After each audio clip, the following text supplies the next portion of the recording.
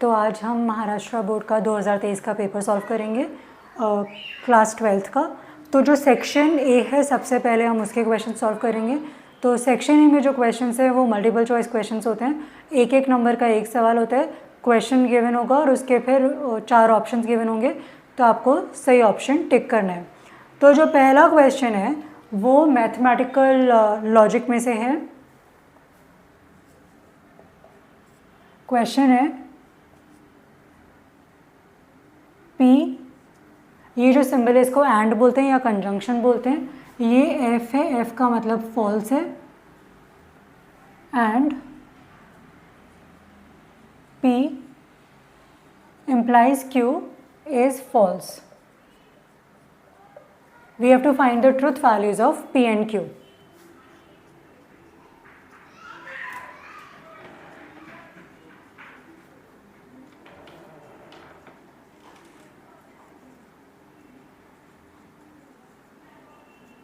तो अभी देखो यहाँ पे ना, जब भी हम बात करेंगे मैथमेटिकल लॉजिक की, तो पहली चीज़ जो हम करेंगे वो है P एंड Q। इसको बोलते हैं P and Q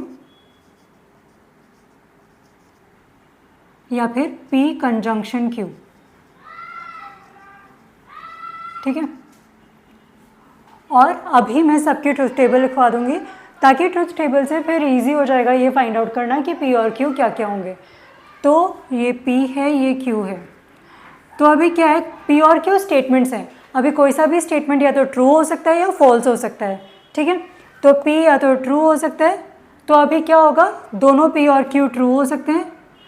P true हो सकता है, Q फॉल्स हो सकता है। अभी P फॉल्स हो सकता है, Q ट्रू हो सकता है, और दोनों के दोनों फॉल्स हो सकते हैं, ठीक है। P और Q ट्रू या फॉल्स हो सकते हैं, दोनों ट्रू दोनों फॉल्स, एक ट्रू दूसरा फॉल्स, पहला फॉल्स दूसरा ट्रू। तो ये 4 की टेबल बन जाएगी, ठीक है। 4 रोज होंगे इसमें। अभी देखो पहली जो चीज़ है वो होती है P और Q। ये जो V है ना, इस V को हम बोलते हैं और, इसको बोलते हैं और, या इसको हम डिसजंक्शन भी बोलते हैं, ठीक है। अभी P और Q का मतलब क्या है कि कोई सा भी एक स्टेटमेंट ट्रू हो गया तो पूरा का पूरा P और Q ट्रू हो जाएगा, ठीक है।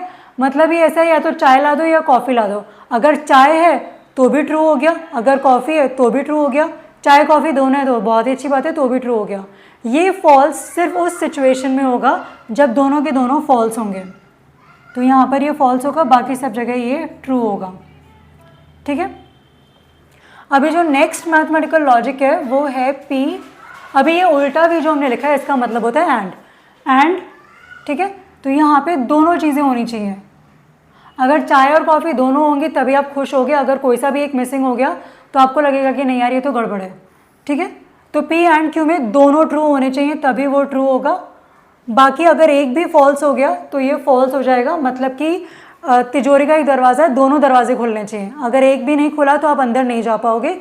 ये एंड का सिचुएशन है। और का क्या सिचुएशन है, कोई सा भी एक दरवाज़ा खुल गया तो आप अंदर जा सकते हो, ठीक है। तो ये ट्रू हो गया, बाकी तीनों हो गए फॉल्स।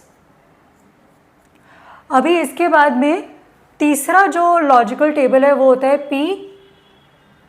अभी ये एरो और फिर Q, इसका मतलब होता है P इम्प्लाइज Q। और ये सिर्फ एक कंडीशन में फॉल्स होता है, जब P ट्रू है और Q फॉल्स है। P implies Q, if P is Q then Q is true, तो ये ट्रू हो जाएगा, ठीक है। If P is true and then Q is false, इस सिचुएशन में केवल ये फॉल्स होता है। If P is false then Q is true, तो उस सिचुएशन में भी ये ट्रू होता है। अगर दोनों फॉल्स हैं तो भी ये ट्रू होता है, ठीक है। सिर्फ एक कंडीशन में फॉल्स होता है, जब Q फॉल्स है और P ट्रू है। बाकी तीनों कंडीशंस में ये ट्रू होता है।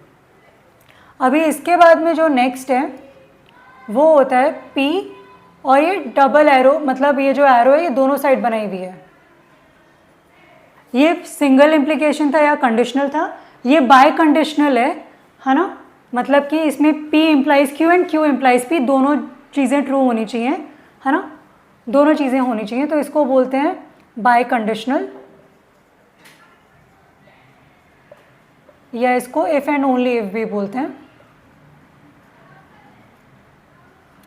और इसका जो टेबल बनता है, क्योंकि यहाँ पे ये दोनों साइड है, तो ये ट्रू सिर्फ तब होगा जब P भी ट्रू है, Q भी ट्रू है, या फिर P भी फॉल्स है, Q भी फॉल्स है। क्योंकि P ट्रू है तो Q ट्रू है, Q ट्रू है तो P ट्रू है, तो ये हो गया ट्रू।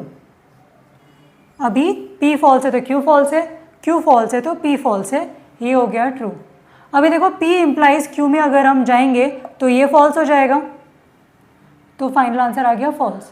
अभी इसमें दोनों चीज़ें, P इम्प्लाइज Q और Q इम्प्लाइज P, तो Q इम्प्लाइज P में जब जाएंगे तो P फॉल्स हुआ और Q ट्रू हुआ तो टोटल फॉल्स हो जाएगा, इसलिए यहाँ पे भी ये फॉल्स हो जाता है।